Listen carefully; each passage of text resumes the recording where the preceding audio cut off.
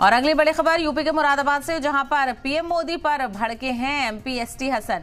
हिंदू मुस्लिम की सियासत सही नहीं है। एसटी हसन ने कहा, आपको मुसलमानों से नफरत क्यों है, ये सवाल भी पूछा। ओबीसी में मुसलमानों का रिजर्वेशन अलग कर दें, ये भी कहा। हम भी मोदी जी की वाहवाही करेंगे।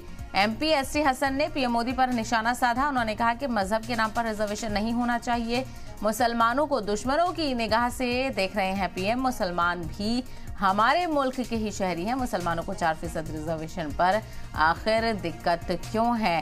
तो अलग अलग रद्देअमल रिजर्वेशन को लेकर देखने को मिल रहे हैं और रिजर्वेशन का मुद्दा लगातार गरमाया हुआ है। इसको लेकर चर्चाएं भी तेज हैं और ऐसे में मुरादाबाद से एमपी एसटी हसन ने पीएम मोदी पर निशाना साधा। उन्होंने कहा कि हिंदू और मुस्लिम की सियासत करना सही नहीं है और पीएम से ये भी सवाल पूछा कि आपको मुसलमानों से नफरत क्यों है, ओबीसी में मुसलमानों का रिजर्वेशन अलग कर दें, ये भी वो कहते हुए नजर आए।